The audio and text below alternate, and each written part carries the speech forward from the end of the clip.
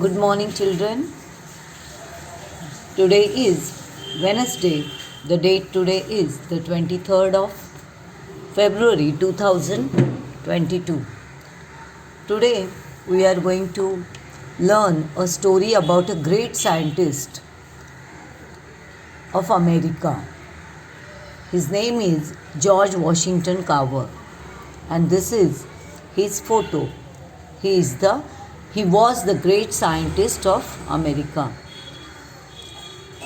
हे एक प्रसिद्ध असे शास्त्रज्ञ होते, पण या शास्त्रज्ञाने केवळ शेतकऱ्यांच्या हितासाठीची अशी बरीचशी कामं केली होती. त्यांच्या लहानपणापासून ते म्हणजे जन्मापासून ते त्यांच्या मृत्यूपर्यंतची ही कथा आपल्याला या ठिकाणी दिलेली आहे. पेज नंबर 76 खाली जे वाक्य दिलं आहे तेही आपण आधी वाचून घेऊ. If you love it enough anything will talk with you. हे वाक्य होतं जॉर्ज वॉशिंग्टन कार्वर यांचं. याचा अर्थ असा होतो की जर तुम्ही एखाद्यावर पुरेसं भरपूर प्रेम करत असाल तर ती गोष्ट कुठलीही असू दे, भले ते झाड असेल किंवा वस्तू असेल, एखादं रोपटं असेल, ते सुद्धा तुमच्याशी बोलू लागतं. आणि हे वाक्य होतं जॉर्ज वॉशिंग्टन कार्वर यांचं. हा आहे लॅबमधील प्रयोगशाळेतील जॉर्ज वॉशिंग्टन कार्वर यांचा फोटो. आणि या ठिकाणी ज्या वस्तू दिसत आहेत तुम्हाला, या जॉर्ज वॉशिंग्टन कार्वर यांनी इन्व्हेंट केलेल्या किंवा यांनी प्रयोगशाळेत तयार केलेल्या अशा या खाद्यपदार्थांपासून किंवा खाद्य वस्तूंपासून अन्नधान्यांपासून तयार केलेल्या या वेगवेगळ्या अशा वस्तू आहेत. यातील काही खाद्यपदार्थ आहेत तर काही उपयोगी असं साहित्य आहे. चला तर मग आपण आता या ग्रेट सायंटिस्टविषयी माहिती घेऊया. A man in Alabama had gone out for a walk. Suddenly, his foot slipped over the mud on the road. His clothes were splashed with mud. He took out his handkerchief and began to clean his clothes. आधी आपण थोडे थोडे भाग पाहूया. A man in Alabama. Alabama हे अमेरिकेतील एक town म्हणता येईल आपल्याला, आहे एक छोटंसं शहर. आणि एकदा अलाबामामधील एक मनुष्य had gone out for a walk, फेरफटका मारायला बाहेर पडले होते. सडनली, अचानक, his foot slipped over the mud on the road. अचानक रस्त्यावरील मड म्हणजे चिखलात त्या व्यक्तीचा पाय घसरला. हिज क्लोथ्स वर स्प्लॅश विथ मड. अर्थातच त्यांचे सर्व कपडे चिखलाने स्प्लॅश झाले, म्हणजे चिखलाने माखले, चिखल त्यांच्या कपड्यांवर उडाला.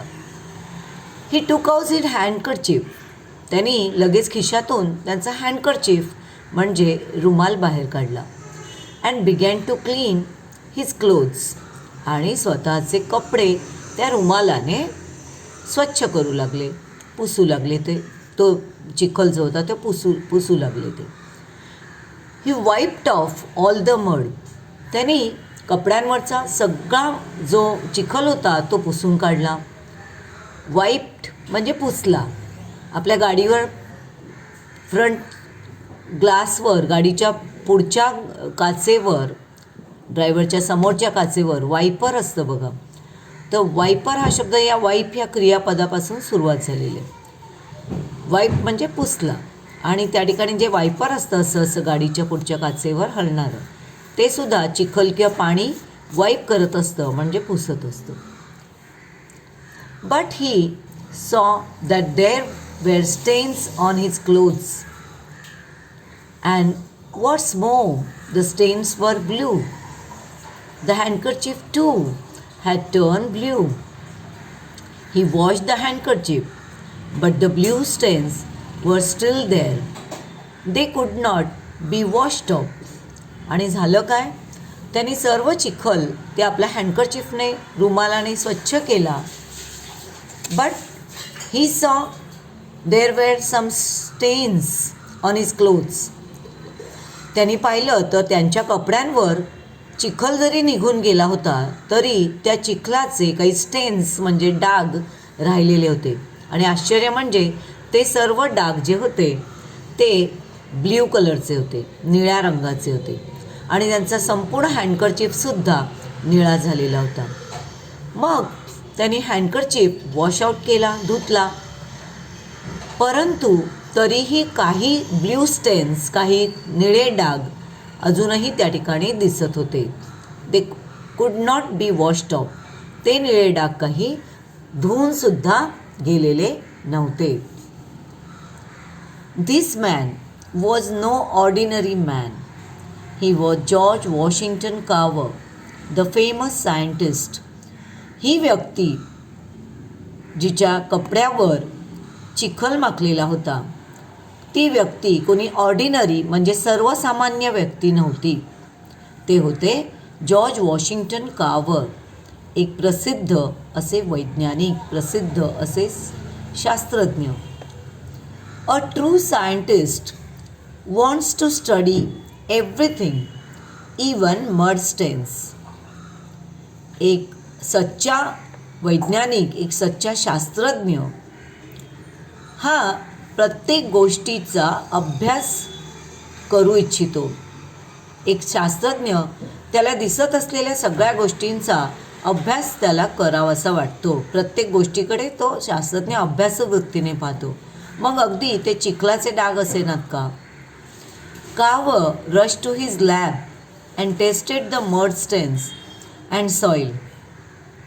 अर्थातच कार्वर हे शास्त्रज्ञ असल्यामुळे त्यांच्या डोक्यात लगेच प्रश्न सुरू झाले आणि ते धावतच आपल्या लॅबमध्ये गेले.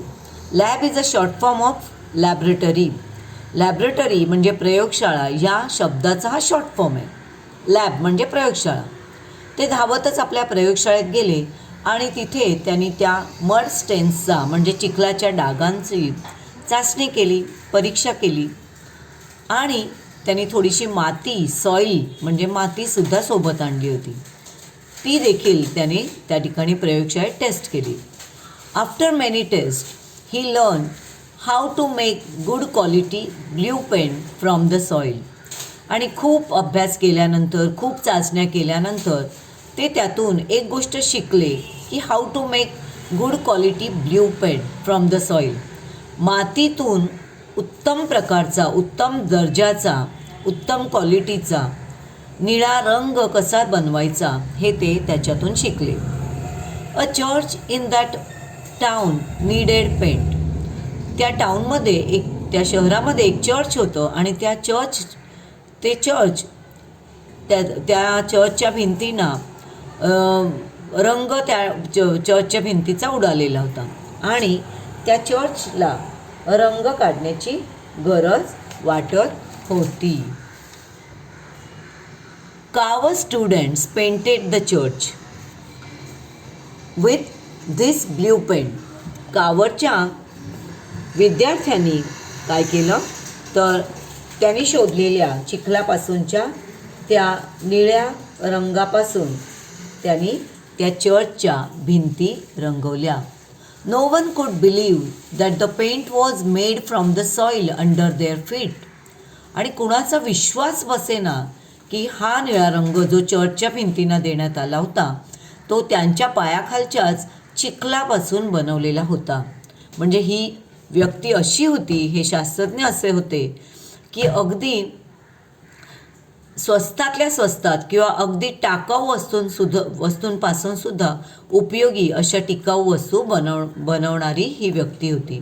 आणि अशाच वस्तूंचा त्यांनी शोध लावला होता. आता कार्वर यांच्या जीवनचरित्राविषयी आपण थोडक्यात पाहूया. त्यांचं लहानपण कसं गेलं. George Washington Carver was born in 1861. George Washington Carver यांचा जन्म 1861 म्हणजे 1861 झाला. हिज पॅरेंट्स व स्लेव्ज म्हणजे गुलाम. या काळामध्ये 19व्या शतकामध्ये गुलामगिरी पद्धत खूप ठिकाणी अस्तित्वात होती आणि जे गरीब लोक होते किंवा जे वर्णाने काळे लोक होते ते अमेरिकन लोक लोकांचे गुलाम असत. अमेरिकन लोक त्यांना गुलाम म्हणून वागवायचे. मग कार्वरचे पॅरेंट्स म्हणजे कार्वरचे आईवडील पालक हे सुद्धा गुलाम होते, दुसऱ्यांच्या शेतांवर काम करायचे. His family worked on a farm in America. त्यांचे आईवडील, त्यांची पूर्ण फॅमिली जी होती ती अमेरिकेतील शेतामध्ये मळ्यांमध्ये काम करत असे. He lost both his parents when he was steel a baby. अगदी जेव्हा ते बाळ अवस्थेत होते, बाल्यावस्थेत होते, त्याच वेळेस त्यांनी आपले दोन्ही म्हणजे आपले पॅरेंट्स, आपले आईवडील गमावले होते, ते वारले होते. Carver loved plants even as a child. परंतु कार्वर जसजसे मोठे होत गेले तसतसं त्यांना प्लांट्सविषयी, रोपांविषयी, झाडांविषयी खूप प्रेम वाटत असे. कार्वर यांचं अगदी लहानपणापासूनच त्यांना वनस्पतींची खूप आवड होती. वनस्पतींवर त्यांचं खूप प्रेम होतं. ही केअर्ड फॉर देम. ते वनस्पतींची खूप काळजी घेत असत. He understood what the plants wanted, what was wrong with them. अगदी वनस्पतींना काय हवं, त्यांच्यात काय बिघाड झाला आहे, त्यांच्यात काय कुठली वाईट गोष्ट घडली आहे, हे कार्वर यांना खूप चांगल्या प्रकारे अंडरस्टँड होत असे, कळत असे. Soon people around the farm began to call the young boy plant doctor. आणि लवकरच आजूबाजूचे जे लोक होते, त्या मळ्याच्या आसपास राहणारे, काम करणारे लोक छोट्या कार्वरला प्लॅन्ट डॉक्टर म्हणू लागले. म्हणजे लहानपणापासूनच कार्वर यांना प्लॅन्टविषयी सगळी माहिती कळत असे.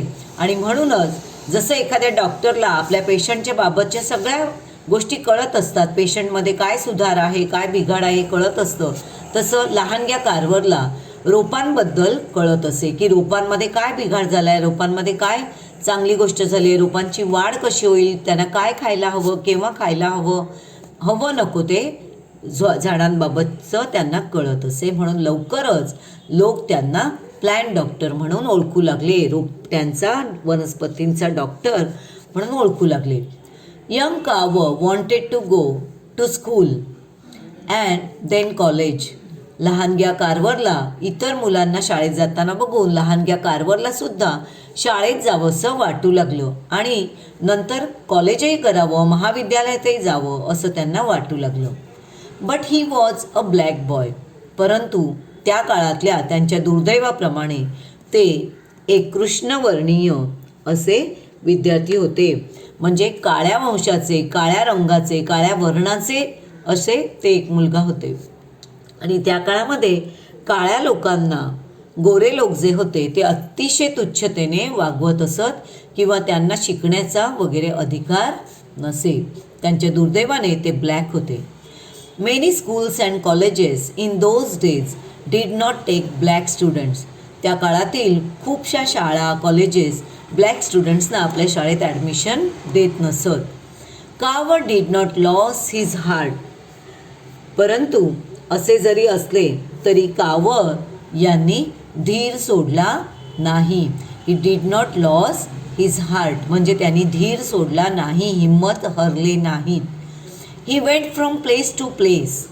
ते जागोजागी फिरत राहिले. अनेक शाळांमध्ये, अनेक कॉलेजेसमध्ये ते फिरू लागले ॲडमिशनसाठी.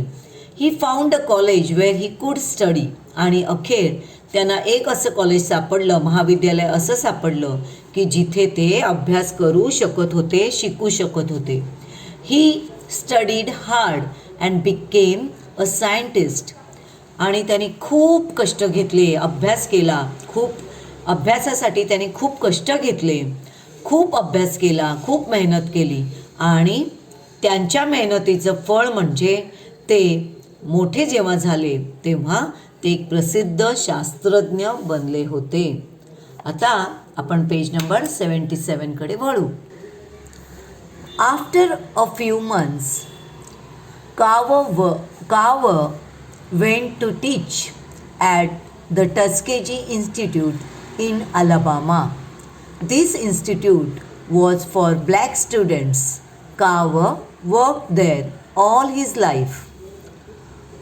काही महिन्यानंतर जेव्हा ते शास्त्रज्ञ झाले, शास्त्रज्ञ बनल्यानंतर काही महिन्यांनी कावं टस्केजी इन्स्टिट्यूट नावाच्या, अलाबामामधील टस्केजी इन्स्टिट्यूट नावाची एक संस्था होती, तिथे शिकवू लागले. आणि आश्चर्याची गोष्ट म्हणजे ही इन्स्टिट्यूट जी होती, ही संस्था जी होती, ती केवळ ब्लॅक स्टुडंट्सनाच ॲडमिशन देत असे. काळ्या विद्यार्थ्यांना, कृष्णवर्णीय विद्यार्थ्यांनाच त्या कॉलेजमध्ये ॲडमिशन मिळत असे. आणि अशी काळी मुलं, अशी कृष्णवर्णीय मुलं ज्यांना इतर ठिकाणी ॲडमिशन मिळत नसे, ते या टस्केजी इन्स्टिट्यूटमध्ये शिकायला येत असत. आणि कार्वर यांनी त्यांना आलेल्या अनुभवाचा उपयोग करून, म्हणजे त्यांना जो अनुभव आला होता की त्यांनाही कुठे ॲडमिशन मिळत नव्हते कारण ते काळे होते, म्हणूनच त्यांनी त्या इन्स्टिट्यूटमध्ये आयुष्यभर शिकवलं. त्यांच्याच बांधवांना, त्यांच्याच वर्णातील, वंशातील लोकांना, मुलांना, विद्यार्थ्यांना त्यांनी शिकवलं. Carver work there all his life. Carver आयुष्यभर तिथे त्यांनी काम केलं शिकवण्याचं. On the first day Carver told his students, let us start a new project today.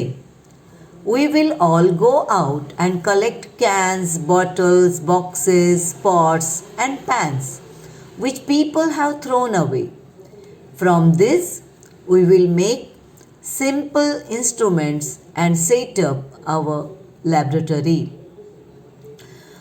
Tuskegee इन्स्टिट्यूटमधील अगदी पहिल्याच दिवशी कावं त्यांच्या वर्गात गेले आणि त्यांच्या स्टुडंट्सना, त्यांच्या विद्यार्थ्यांना त्यांनी सांगितलं, late us start a new project today. आज आपण एका नवीन प्रकल्पाला सुरुवात करूया. आणि या प्रकल्पाची सुरुवात म्हणजे तुम्ही आणि मी, आपण सर्वच, ऑल गो आउट, आपण सर्वजण आता बाहेर जाऊया. अँड कलेक्ट, आणि काही वस्तू गोळा करूया. ह्या वस्तू कुठल्या? कॅन्स, म्हणजे कॅन जे असतात प्लास्टिकचे, टीनचे ते. बॉटल्स, म्हणजे त्या काळातल्या काचेच्या बाटल्या वगैरे किंवा प्लास्टिकच्या बाटल्या त्या. बॉक्सेस, म्हणजे पुठ्ठ्याचे खोके, कार्डबोर्डचे खोके, पत्र्याचे खोके. पॉट्स, भांडी. पॅन्स, भांडी कुंडी जी असतील, जी which people have thrown away from, जी लोकांनी फेकलेल्या वस्तू ज्या असतील, अगदी टाकाऊ, लोकांनी टाकून दिल्यात उकिरड्यावर, अशा ह्या वस्तू मोडक्या तोडक्या, त्या आता आपण सगळ्यांनी कलेक्ट करूया, जमा करून आणूया. आणि याचा उपयोग काय करायचा? From this we will make simple instruments. या सर्वातून आपण काय करूया? आपल्या लॅबोरेटरीसाठी, आपल्या प्रयोगशाळेसाठी साधी साधी इन्स्ट्रुमेंट्स, म्हणजे साधी साधी उपकरणं, लॅबोरेटरीमधील म्हणजे प्रयोगशाळेतील साधी साधी उपकरणं आपण याच्यापासून बनवूया. आणि आपली लॅबोरेटरी जी आहे ती काय करूया? उभारूया. म्हणजे आपली प्रयोगशाळा आपणच या ठिकाणी उभारूया, सेटअप करूया. म्हणजे बघा, एखाद्याने जर ठरवलं तर अगदी शून्यातून सुद्धा सृष्टी निर्माण करू शकतो. लोकांनी टाकून दिलेल्या, थ्रोन अवे केलेल्या वस्तूतून त्यांनी मुलांच्या साहाय्याने, विद्यार्थ्यांच्या साहाय्याने प्रयोगशाळा उभारली होती. ती प्रयोगशाळा उभारण्यासाठी त्यांनी पैशांचा अजिबात वापर केला नव्हता. And soon Carver set up his laboratory. आणि लवकरच कावं यांनी स्वतःची प्रयोगशाळा उभी केली. In this laboratory he found new uses of these useless things. या प्रयोगशाळेमध्ये काय झालं तर या प्रयोगशाळेमध्ये त्यांनी युजलेस थिंग्स, म्हणजेच निरुपयोगी वस्तूंचे नवनवीन उपयोग शोधून काढले. In his laboratory he found new uses, नवनवीन उपयोग. या युजलेस थिंग्सपासचे नवीन नवीन आपण काय उपयोग करू शकतो? लोकांनी टाकून दिलेल्या ज्या युजलेस थिंग्स आहेत, टाकाऊ वस्तू आहेत, त्यांचे नवीन युजेस, नवीन उपयोग त्यांनी शोधून काढले.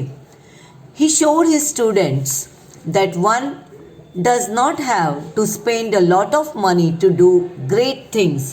त्यांनी याच्यातून आपल्या विद्यार्थ्यांना दाखवून दिले की कुठली असामान्य गोष्ट जर करायची असेल, कुठलीही अलौकिक मोठी महान अशी गोष्ट करायची असेल तर त्याच्यासाठी अमाप पैसा खर्च करण्याची काहीही गरज नसते.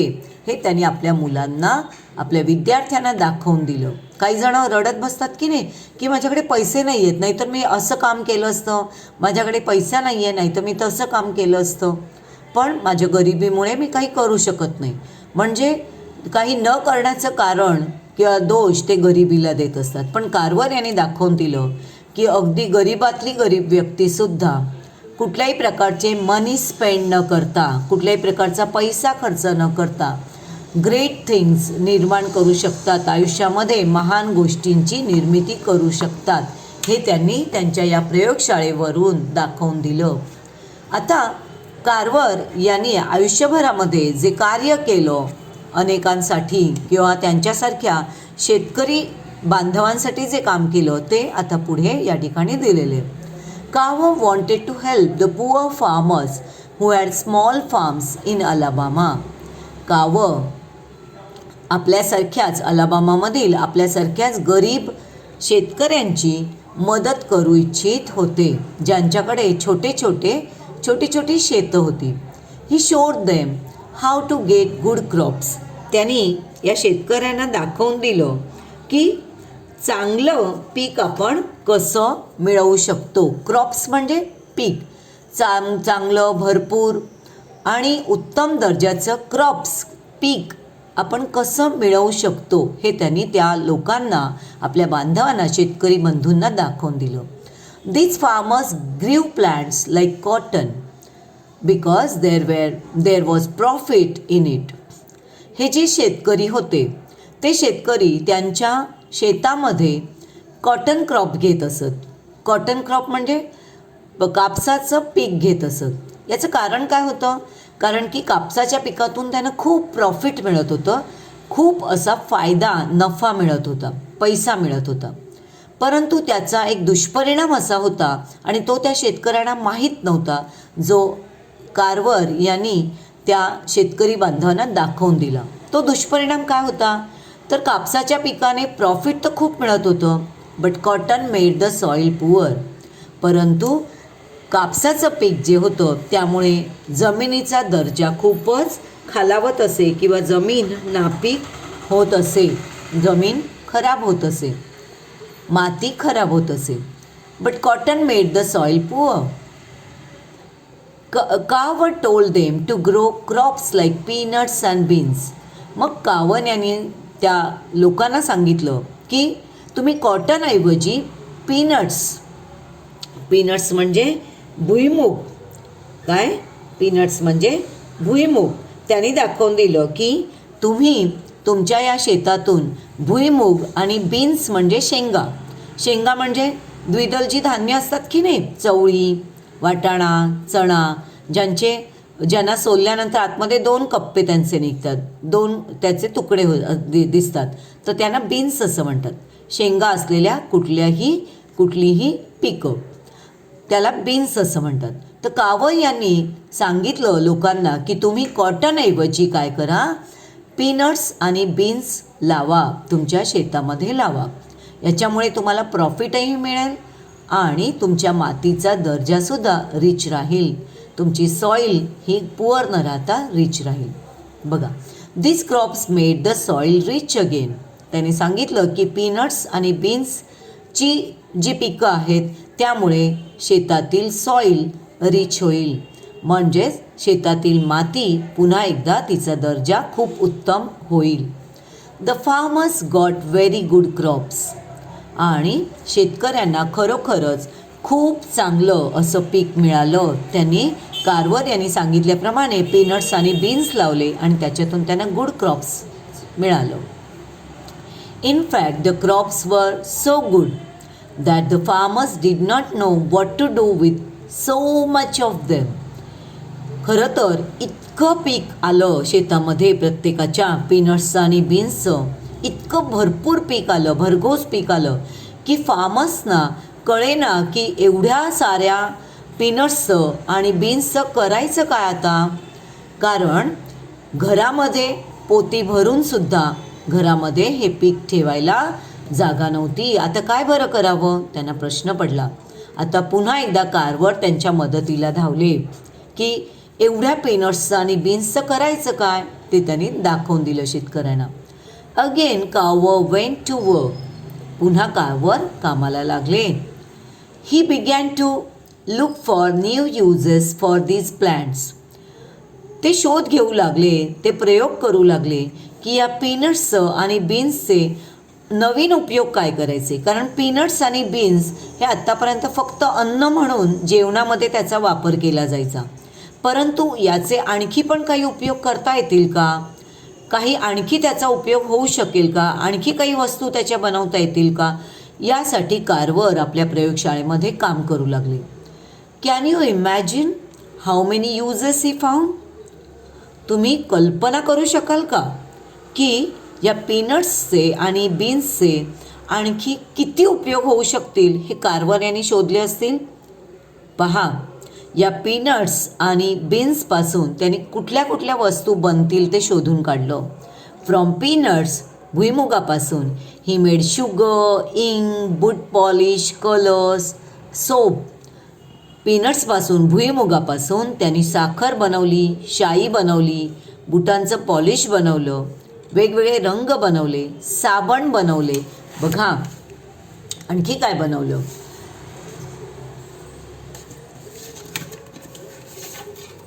From peanuts he make paper, tiles, butter, plastic, milk, dash dash dash dot dot dot as many as 300 things. पीनट्सपासून त्यांनी कुठल्या कुठल्या वस्तू बनवल्या, तर एवढ्या वस्तू बनतात हे त्यांनी शोधून काढलं. साखर, शाई, बूट पॉलिश, कलर्स, साबण, पेपर. विचार करू शकाल का की भुईमुगाच्या सालांपासून कागद देखील त्यांनी बनवले. इतकंच नाही तर भुईमुगांच्या सालाचा उपयोग करून त्यांनी टाईल्स म्हणजे फरशासुद्धा बनवल्या. त्याशिवाय बटर, तुम्ही जे पावाला लोणी लावतात ते बनवलं. भुईमुगापासून त्यांनी प्लास्टिक तयार केलं, दूध तयार केलं. पुढे डॉट डॉट दिलेत म्हणजेच आणखी पण वस्तूंची यादी मोठी आहे. ही यादी कुठपर्यंत पोचते, तब्बल 300 वस्तू त्यांनी भुईमुगापासून बनवल्या. आता शेतकऱ्यांना प्रश्नच उरला नाही की एवढं जे पीनट्सचं क्रॉप आलं होतं, पीक आलं होतं, त्याचं काय बनवायचं.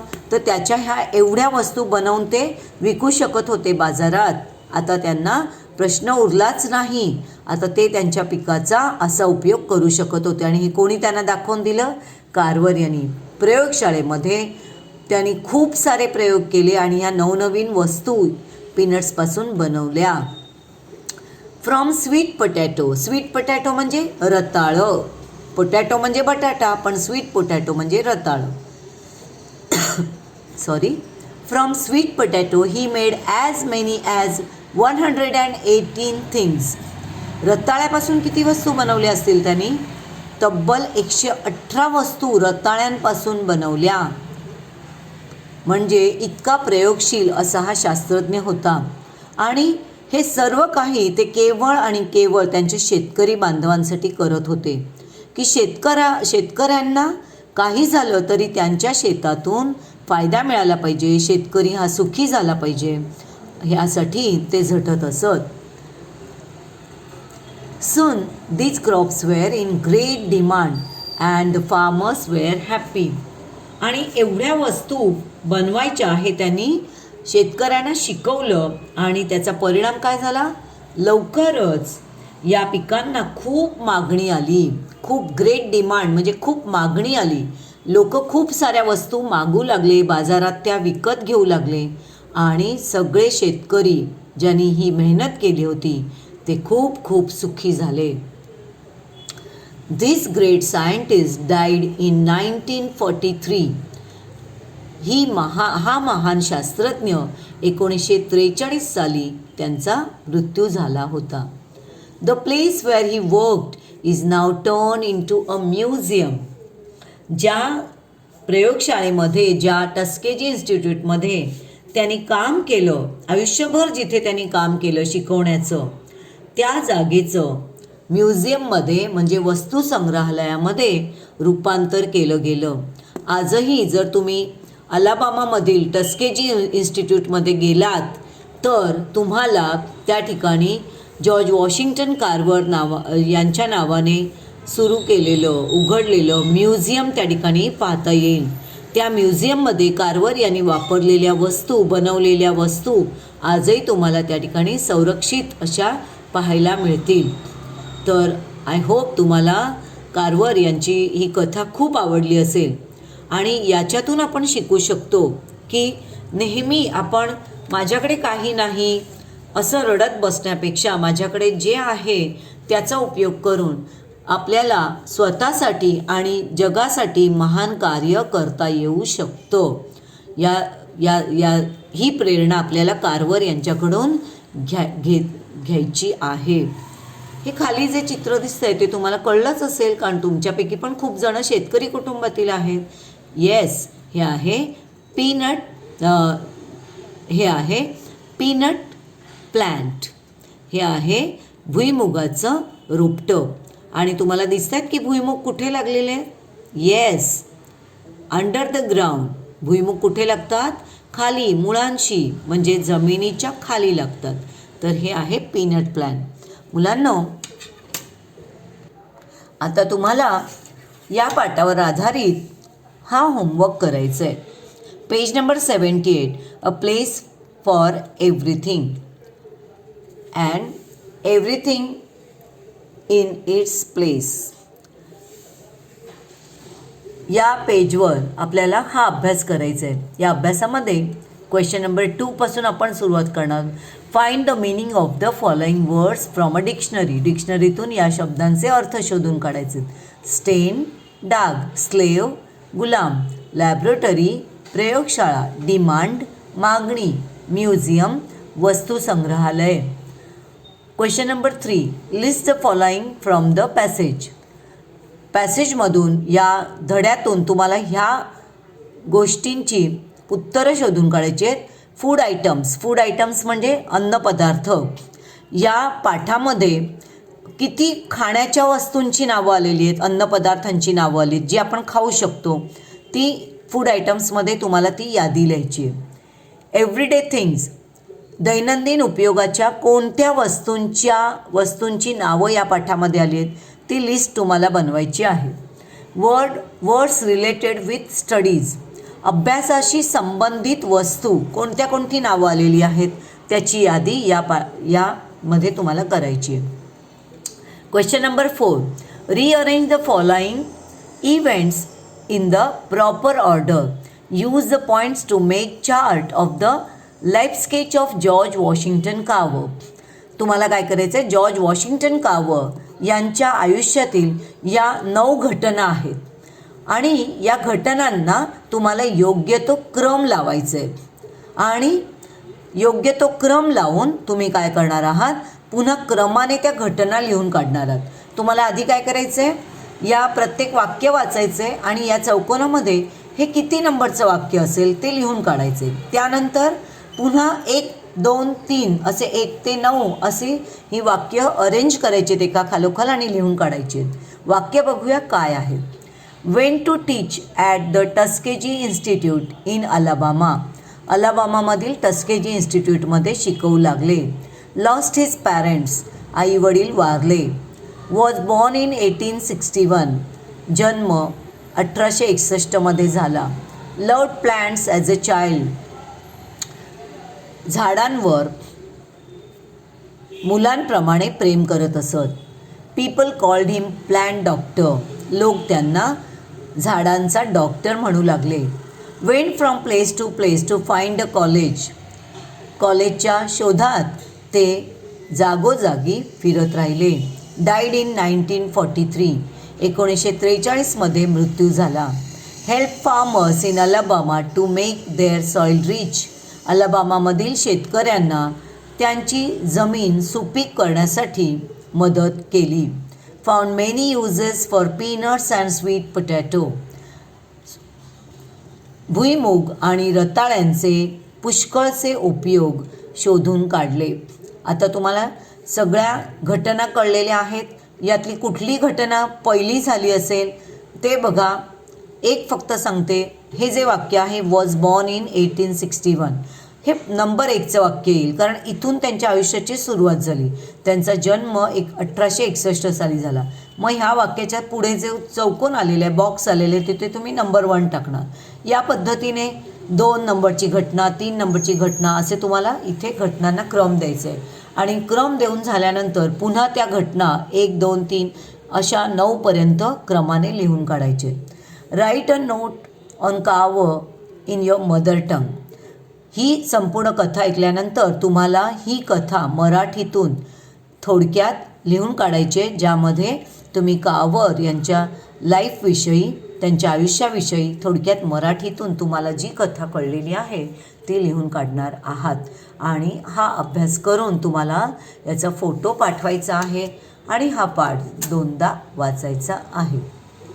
So stay at home, stay fit, stay safe. Good bye.